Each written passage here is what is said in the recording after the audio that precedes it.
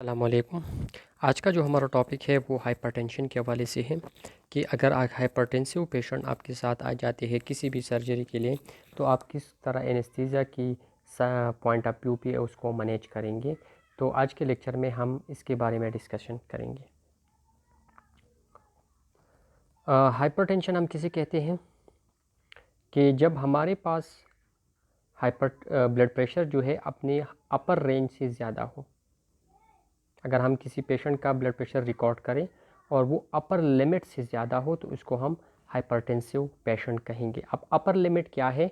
वो है 138/89। अगर किसी का ब्लड प्रेशर 138/39 से ज़्यादा हो तो ये हमारे पास अपर लिमिट है, और अगर इस अपर लिमिट से ज़्यादा है तो फिर हम इसको हाइपरटेंशन कहेंगे। अब एनेस्थीसिया के दौरान हम हाइपरटेंशन किसे कहते हैं? ये तो हम जनरली बात हम करते हैं कि 139/89 से ज़्यादा हो तो हम इसको हाइपरटेंसिव कहेंगे, लेकिन एनेस्थीसिया में हाइपरटेंसिव पेशेंट हम किसको कंसिडर करेंगे? So a condition in which the arterial blood pressure. अब आर्टियल ब्लड प्रेशर में हमारे पास तीन किस्म के ब्लड प्रेशर आते हैं। एक है हमारे पास mean arterial blood pressure. MABP का मतलब क्या है? मीन आर्टीरियल ब्लड प्रेशर, या सिस्टोलिक ब्लड प्रेशर या डायस्टोलिक ब्लड प्रेशर। इन तीनों में से एक या तीनों अगर बेसलाइन से 25% ज़्यादा हो तो इसको हम हाइपरटेंसिव कहेंगे। फॉर एग्जांपल, अगर किसी का pre operative before the surgery अगर उसी का सिस्टोलिक ब्लड प्रेशर है 100 और ऑपरेशन के दौरान उसका ब्लड प्रेशर 125 पे पहुंच गया सिस्टोलिक, तो हम इसको फिर हाइपरटेंसिव कंसिडर करेंगे। ठीक है, हम उसको अपर लिमिट के ऊपर नहीं देखते, हम उसको प्री ऑपरेटिव के साथ कंपेयर करेंगे कि प्री ऑपरेटिव कितना था, इंट्रा ऑपरेटिव कितना है। अगर इन दोनों में 25% डिफरेंस हो, चाहे वो सिस्टोलिक में हो, डायस्टोलिक में हो या मीन में हो, तो हम इसको हाइपरटेंसिव कंसिडर करेंगे। यहाँ पर एग्जांपल दिया गया है कि अगर एक पेशेंट है, उसकी सर्जरी से पहले उसका ब्लड प्रेशर 120/80 है, लेकिन ऑपरेशन के दौरान उसकी ब्लड प्रेशर 150/80 या 120/100 तक पहुंच गया, तो हम इसको हाइपरटेंसिव कंसिडर करेंगे। इस केस में आप देख लें कि जो सिस्टोलिक है वो 25% इंक्रीज़ हुआ है, लेकिन डायस्टोलिक नॉर्मल है, तो फिर भी हम इसको हाइपरटेंसिव मानते हैं। दूसरी केस में आप देखिए कि सिस्टोलिक जो है वो बिल्कुल ठीक है, उसी की तरह है, लेकिन डायस्टोलिक ज़्यादा हो चुका है 25%, तो इसको भी हम हाइपरटेंसिव मानेंगे। चाहे तो हम कहते हैं कि अब एनेस्थीसिया में हम हाइपरटेंशन तब कहेंगे जब किसी का कोई भी blood pressure, mean arterial pressure, systolic या डायस्टोलिक, उनमें से किसी एक या तीनों 25% ऑफ द बेसलाइन से ज़्यादा हो जाती है तो हम इसको हाइपरटेंसिव मानेंगे। अब मीन आर्टेरियल प्रेशर क्या है? The average of all pressure in the arterial bed. क्योंकि हम बात करते हैं कि आर्टेरियल सिस्टम में हमारे पास डिफरेंट वेसल्स होते हैं। अगर हम सबसे बड़े वेसल की बात करें आर्टेरियल सिस्टम में, तो वो है हमारे पास एओर्टा, फिर इसके बाद आते हैं आर्टरीज, और फिर इसके बाद आते हैं आर्ट्रियोल्स। तो अगर हम इन तीनों का में ब्लड प्रेशर एक स्पेसिफिक टाइम पे मेजर कर लें और फिर उसका एवरेज लें, तो उसको हम कहेंगे मीन आर्टेरियल प्रेशर, और ये हमारे पास बराबर है diastolic pressure plus 1/3 of pulse pressure. Diastolic blood pressure तो आप लोग जानते हैं, लेकिन ये पल्स प्रेशर क्या है? तो pulse pressure is the difference between systolic and diastolic. अगर हम सिस्टोलिक ब्लड प्रेशर से डायस्टोलिक ब्लड प्रेशर को माइनस करें तो ये हमें पल्स प्रेशर देंगे। यहाँ पर एग्जांपल दिया है कि एक पेशेंट है, उसका ब्लड प्रेशर 120/80 है, तो उसका मीन आर्टेरियल प्रेशर किस तरह होगा? तो हमारे पास फार्मूला मौजूद है, लेकिन इस फार्मूले में हमारे पास पल्स प्रेशर जो है वो एक्स्ट्रा है। तो अब सबसे पहले हम पल्स प्रेशर को मालूम करेंगे। Systolic minus diastolic which is equal to 40। अब आपके पास पल्स प्रेशर मौजूद है, तो डायस्टोलिक भी ऑलरेडी 80 है, 1/3 कांस्टेंट है, और 40 हमारे पास क्या है? पल्स प्रेशर है। अगर हम इसको कैलकुलेट कर लें तो हमारे पास मीन आर्टेरियल प्रेशर आ जाएंगे 93.3। तो अगर आपको ये तरीक़ा याद हो, इसी तरीके से आप किसी भी ब्लड प्रेशर को उसकी मीन प्रेशर मालूम कर सकते हैं। अब हाइपरटेंशन की हमारे पास दो किस्म हैं। एक है उसमें प्राइमरी हाइपरटेंशन, ये तकरीबन 5 जितने भी लोगों को हाइपरटेंशन है उनमें से 5% लोगों को प्राइमरी हाइपरटेंशन होता है। प्राइमरी हम इसलिए कहते हैं कि इसका कोई वजह हमें मालूम नहीं होता, लेकिन उस जो अननोन काज का हाइपरटेंशन होते हैं उसके लिए रिस्क फैक्टर क्या है, कौन कौन सी चीज़ों से ये ज़्यादा होते हैं।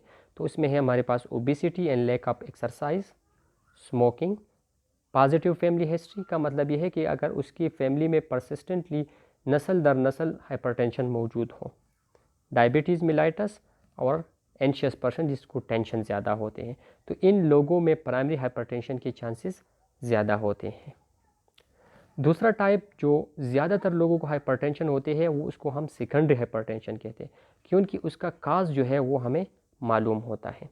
और वो काज क्या हो सकते हैं, रीनल डिजीज़, किडनी की डिजीज़ हो सकते हैं, प्रेगनेंसी हो सकते हैं जिसको हम प्रेगनेंसी इंड्यूस हाइपरटेंशन कहते हैं, use of drugs like steroid and NSAIDs, endocrine disease like hyperthyroidism. तो इन पेशेंट में सेकेंडरी हाइपरटेंशन पर काज होंगी जो कि 95% लोगों में होते हैं।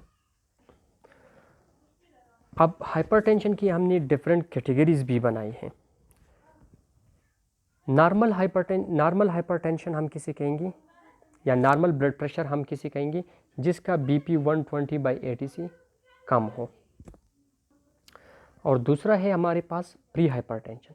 प्री हाइपरटेंशन हम उसे कहते हैं जिसका सिस्टोलिक ब्लड प्रेशर 120 से 139 के दरमियान हो और उसका डायस्टोलिक प्रेशर 80 to 89 के दरमियान हो, तो उसको हम कहेंगे प्री हाइपरटेंशन। लेकिन अगर किसी का ब्लड प्रेशर सिस्टोलिक 140 और 159 के दरमियान है और उसकी जो डायस्टोलिक है वो 90 और 99 के दरमियान है, तो फिर हम इसको स्टेज 1 हाइपरटेंशन कहेंगे। इसके बाद अगर किसी का ब्लड प्रेशर 160 to 179 के दरमियान है सिस्टोलिक, और डायस्टोलिक जो है 100 और 109 के दरमियान है, तो फिर हम इसको कहेंगे स्टेज 2 हाइपरटेंशन। लेकिन अगर किसी का ब्लड प्रेशर 180/110 से ज़्यादा है, तो फिर हम इसको मैलिग्नेंट हाइपरटेंशन या स्टेज 3 हाइपरटेंशन कहेंगे। अब हाइपरटेंशन की वजह से कौन सी कॉम्प्लिकेशन हो सकते हैं, तो उसमें कार्डियोवास्कुलर डिजीज़ हो सकते हैं like MI, myocardial infarction and heart failure हो सकते हैं। किडनी पे वो हाइपरटेंसिव नेफ्रोपैथी या किडनी फेलियर भी हो सकते हैं। रेटिना, आई में वो क्या कर सकते हैं, रेटिनोपैथी नज़र जा सकते हैं। और सीएनएस में वो हेमरेजिक स्ट्रोक कर सकते हैं। कौन सा स्ट्रोक, हेमरेजिक। हेमरेजिक कहते हैं कि इसमें स्ट्रोक कहते हैं decrease in blood supply to the brain, लेकिन वो दो किस्म के हैं, एक है इस्केमिक और दूसरा है हेमरेजिक। तो इस्केमिक ब्लड सप्लाई की कम यानी हाइपोटेंशन की वजह से होते हैं, जबकि हेमरेजिक जो है वो ब्लड वेसल के रप्चर होने की वजह से हो सकते हैं और वो haemorrhagic stroke due to the hypertension होते हैं। अब क्लिनिकल फीचर्स किस तरह होंगे हाइपरटेंसिव पेशेंट के, उसके ऊपर क्या साइन सिम्टम होंगे।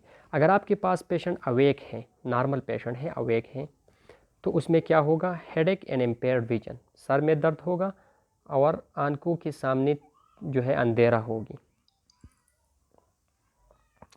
इरिटेबिलिटी एंड फ्लशिंग, वो इरिटेबल होगा, गुस्सा उसको आता होगा। इसके अलावा फ्लशिंग, उसका फेस जो है वो सुर्ख होगा। वोमिटिंग एंड नाजिया भी हो सकती है। And pain in neck from back side, जो उसका गर्दन होते हैं उसमें बैक साइड की वजह से पेन होगा। लेकिन एनेस्थेटाइज पेशेंट में तो ये नहीं हो सकते। उसका हेडेक हमें तो पता नहीं चलता उसको हेडेक है या नहीं है, हमें ये भी पता नहीं चलता कि उसकी आंखों के सामने अंधेरा है कि नहीं, इरिटेबल है कि नहीं, पेन उसको हो रहा है कि नहीं। तो हमें उसकी जो साइन सिम्टम है वो कुछ इस तरह होंगी कि उसमें टैकीकार्डिया होगा, हार्ट रेट ज़्यादा होगी, स्वेटिंग उससे हो रहा होगा, यूरिन आउटपुट जो है वो ज़्यादा होगा और ईसीजी में चेंजेस आएंगे। अगर ये चीज़ें उसमें मौजूद है तो हमें पता चलता है कि the patient is now hypertensive, और उसका बीपी भी ज़्यादा होगा जो मॉनिटर पर रिकॉर्ड होते हैं। तो हम इन्हीं पेशेंट को किस तरह जो है प्रिवेंट करेंगे। अगर अवेक हैं तो जो काज है उसको ट्रीट करें। अगर कोई स्मोकिंग कर रहा है, उसकी फ़िज़िकल एक्टिविटी कम है या ओबीज़ है तो उसको ख़त्म करने चाहिए, रेगुलर एक्सरसाइज करनी चाहिए, और जो कॉम्प्लिकेशन हो रही है हाइपरटेंशन की वजह से उसको ट्रीट करने चाहिए। लेकिन एनेस्थेटाइज पेशेंट में हम किस तरह करेंगे। अगर किसी का हार्ट रेट ज़्यादा है तो उसको बीटा ब्लॉकर देंगे, अल्फ़ा एगोनिस्ट देंगे। लेकिन अगर पेन हो रही है पेशेंट को, उसकी वजह से हार्ट रेट ज़्यादा है, तो थोरैसिक एपिड्यूरल ब्लॉक। अगर कोई हाइपरटेंसिव पेशेंट आपके पास आते हैं तो उसकी सर्जरी को पोस्टपोन कर दें तब तक कि उसके जो प्रेशर्स है, ब्लड प्रेशर है, वो नॉर्मल पे ना हो, ठीक है। ओनली इमरजेंसी सर्जरी करवाएं। इसके अलावा पेशेंट को काम एंड रिलैक्स रखें प्री ऑपरेटिव पेशेंट, क्योंकि अक्सर किसी को आप बताते हैं कि आपकी कल सर्जरी है तो उसका ब्लड प्रेशर वैसे ही बढ़ जाते हैं डर की वजह से, तो आप उसको काम एंड रिलैक्स रखा करें। अब मैनेजमेंट किस तरह करेंगे। अगर एनेस्थेटाइज पेशेंट आपके साथ है, इमरजेंसी है या कोई इस तरह की सर्जरी है जिसको करना ज़रूरी है और पेशेंट हाइपरटेंसिव है, तो आप क्या करेंगे उसके साथ। तो सबसे पहले इम्पॉर्टेंट है कि आप उसको प्रॉपर एनाल्जेसिया देंगे, उसको पेन नहीं होने देंगे। और प्रॉपर एनाल्जेसिया आप किस तरह देंगे, with the opioids like nalbin, tramadol, fentanyl, morphine वगैरह। इसके बाद दूसरा है सिडेशन, आप उसको प्रॉपरली सिडेट रखेंगे, ठीक है, विद द इनहेलेशनल एजेंट। इसके अलावा अगर उसका हार्ट रेट फिर भी ज़्यादा है तो आप एस्मोलोल देंगे 0.5 मिलीग्राम पर केजी। अगर आपको काज मालूम हो कि इसकी वजह से जो पेशेंट है उसका टेकिकार्ड है, लेकिन अगर आपको काज मालूम ना हो तो फिर आप हाइड्रोलाइजीन देंगे। इसमें आप काज जो है वो मालूम है और इसमें काज मालूम नहीं है। इसके अलावा अगर कोई क्रोनिक हाइपरटेंशन है, 10 साल 15 साल से किसी को हाइपरटेंशन है, तो उसको फिर आप ACE इनहिबिटर देंगे, एंजियोटेंसिन कन्वर्टिंग एंजाइम इनहिबिटर। अगर किसी को हाइपरवोल्यूमिया की वजह से हाइपरटेंशन हुआ है, क्योंकि अक्सर बॉडी में फ्लूइड ज़्यादा होते हैं तो इसकी वजह से भी हाइपरटेंशन हो सकते हैं, तो फिर आप इसको लेसेक्स देंगे। लेकिन लेसेक्स देने से पहले आप उसको यूरिथ्रल कैथेटराइजेशन, पोलिस कैथेटर उसको पास कर ले, ताकि जब आप लेसेक्स देंगे तो वो उस कैथेटर में आ जाते हैं। तो ये था मैनेजमेंट कि आप हाइपरटेंसिव पेशेंट को किस तरह एनेस्थीसिया देंगे। बाकी एनेस्थीसिया मैनेजमेंट तो सबकी सेम है, लेकिन आप कौन सी ऐसी चीज़ें जिसको जहन में रखेंगे और ताकि पेशेंट को इंट्रा ऑपरेटिवली हाइपरटेंशन ना हो। इसमें अगर किसी का फिर क्वेश्चन हो तो आप लोग मुझसे पूछ सकते हैं। Thank you very much.